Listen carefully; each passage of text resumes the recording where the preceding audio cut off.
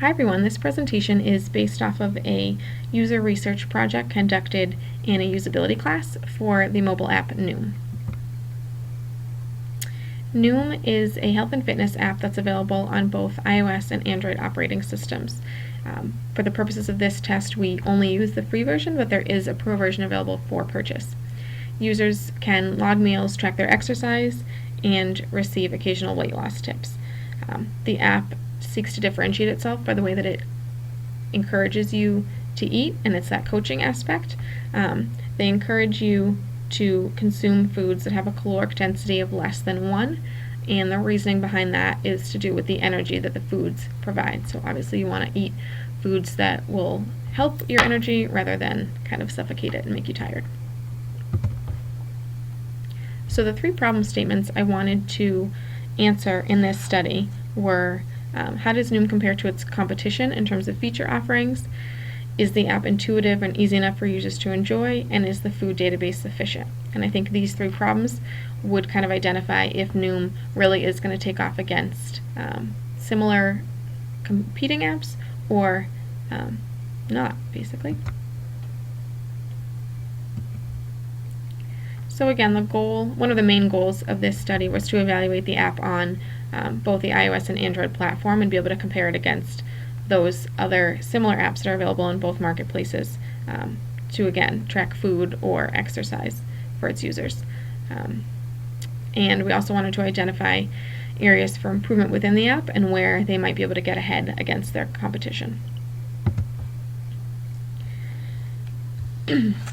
So the founders of Noom spent a good amount of time before launching the company studying the healthy living industry, and they discovered a heavily fragmented market ripe for disruption. They found that technology was not playing a big part of the weight loss market yet, whereas in the fitness side of things, definitely technology was more heavily utilized. So for example, apps like Map My Run and Runkeeper, and I think there's one called Runtastic, you're seeing a lot of technology with GPS, and that kind of tracking. But in the weight loss, there's less apps available that truly have kind of an all-encompassing goal and features for users.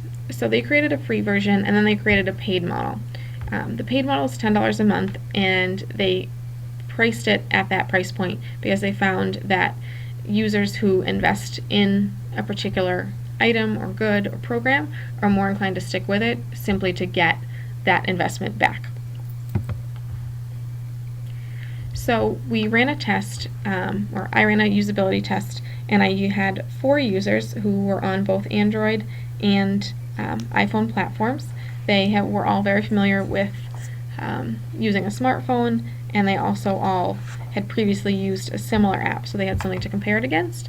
And I had them track their meals. They tracked at least 3 meals a day, and tracked how long it took them to actually input data, how many clicks or how easily it was found in the database, and anything else they might have used the app for. And in compiling their results, I came up with 9 issues and listed them here by severity from most severe to least. So the first issue uncovered was the difference in the interface between the operating systems. So when I compiled the task list, I was working on an Android phone, and I thought the app was pretty complete. But having users use an iPhone, they reported back that a lot of the capabilities were very different, and some of the tasks they actually weren't even able to complete because they just weren't possible on the iPhone version. And I think that will be huge because both app stores are heavily used and have a lot of competition. The second issue was unclear language in profile and goal setup. So the app asks you how fast you want to lose weight, but that's it. They don't specify what that speed kind of translates to. And I feel like if you don't have a clear goal, it's going to be very hard to be able to measure that goal. The third issue was a poor food database. A lot of the users reported that they could not find all of the foods that they consumed over the 3-day span in the database, and they were forced to manually enter them. And for some of them, they weren't really sure even kind of what to put for calories. And I mean, if you don't have a good base food system, then people are going to stop using it, and that kind of defeats the purpose of having it. The fourth issue was limited entry methods for iOS users. So those using an iPhone could only either search the database or manually enter a food, whereas the Android users had a scan function and a couple other kind of specialty entry methods, again, that iOS users did not. Number 5 was limited and unclear quantity options. This is kind of similar to the unclear language in the profile. A lot of foods in the database were organized in servings, and unfortunately servings are a very variable kind of quantity, and so it was tough for users to identify just how much they were eating of something when they didn't quite know what the serving of any particular product was. Number 6 is too little attention explaining features of the free version. There were features in both the Android and iPhone app that were not utilized by any testers during the study because they simply didn't know they existed, either at all or until very late in the study. Number 7, the manual entry default was not user-friendly.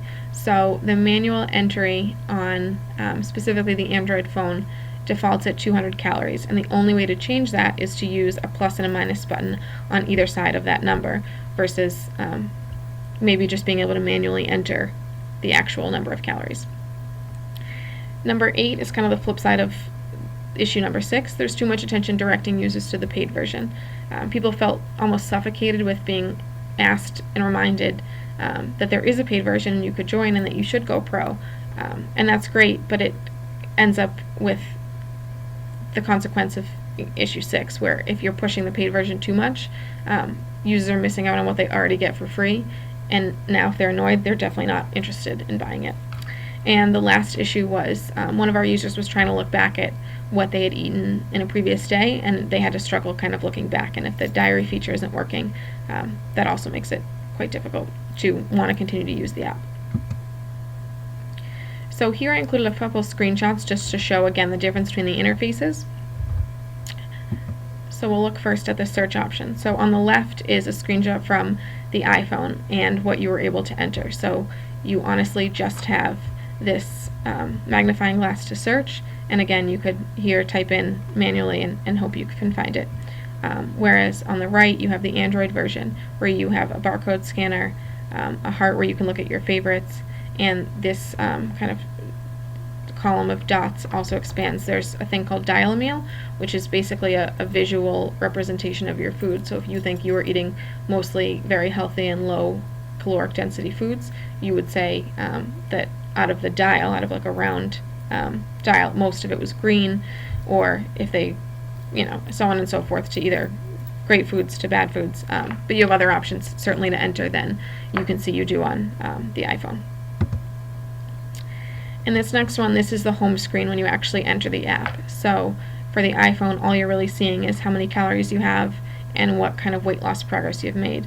Whereas on the Android version, you have a lot more to actually do. You can see what level you have and how many points you have. You can see, these are the colored bars I started to reference with the caloric density. You can see how that's breaking down. You can see how many steps you're walking. There is a pedometer in the app that runs without kind of killing your battery life. And then while this is a pro feature, this article, there are some articles that are free and allow you to look at those. The last screenshot is the actual log screen when you're entering your food. So again, on the iPhone, it tells you how many calories you can eat, and then you would click on the meal and kind of go back to that first screenshot of just typing in what you think you are interested in. Whereas on the right, again, you have this caloric density breakdown and kind of all 6 different meals to enter. The iPhone screen does have breakfast, lunch, and dinner listed. I'm not sure the snacks are in there, but it is a little bit more similar if I could have scrunched it down and kind of squished 2 screenshots in one. So those are just good examples, good visual examples of how different the 2 apps were in terms of experience and capabilities. So now we get to the recommendations. What should Noom do to strengthen their product?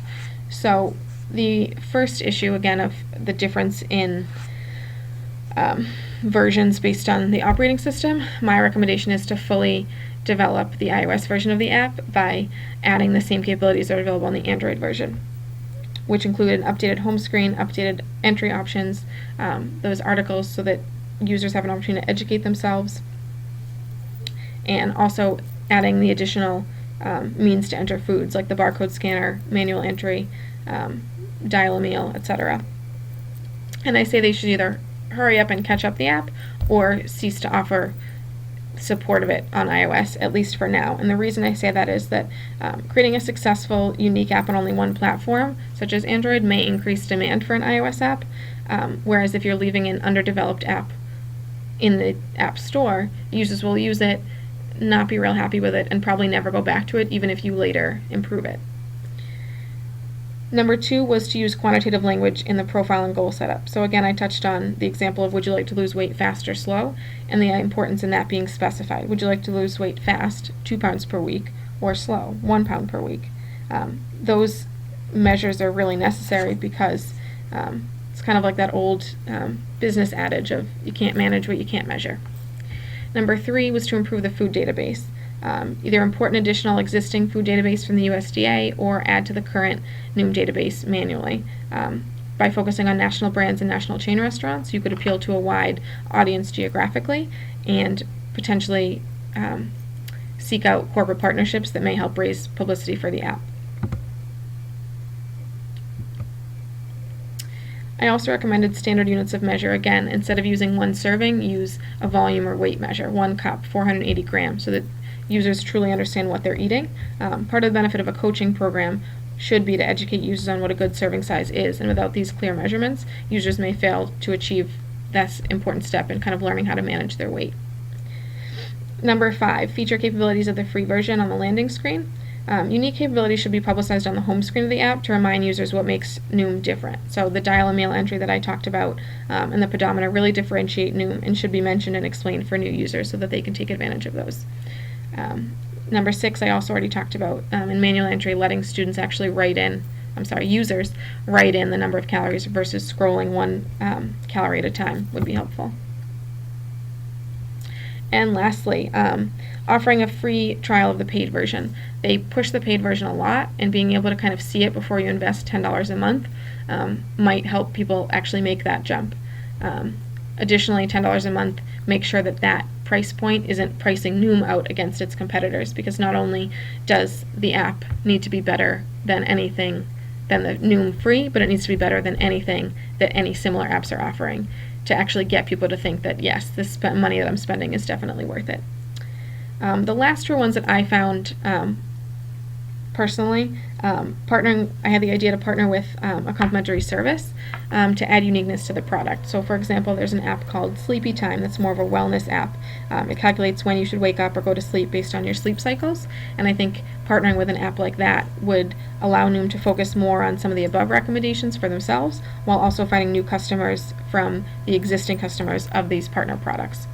And finally, legitimizing the point level system. So as you saw in the Android screenshot, there are levels and points, but it's not clear if there's really any benefit to that. You just kind of keep moving up levels, but nothing really happens. So I recommend legitimizing that system with some sort of reward, whether it's a coupon for health products or a discount on the Noom Pro app, something that kind of makes people want to continue to enter their data so that they can, move up levels and have some sort of benefit from it. So in conclusion, the app pros from the users were that the sign-up process was really easy, meal logging reminders were great and helped them truly remember to log, and they liked the flexibility of measuring units where applicable, so there were spaces for teaspoons, cups, etc. The cons included a very different testing experience depending on the operating system, and kind of the red flag for me was that some of the notable features weren't exploited by the users because they didn't know about them, so Noom should definitely market those more heavily. And finally, I really do believe that Noom has the potential to gain market share as a leader in the high-demand industry of controlling body weight and leading healthy lives, perhaps if they take these recommendations into consideration. So thanks for watching, and I hope you check out Noom yourself.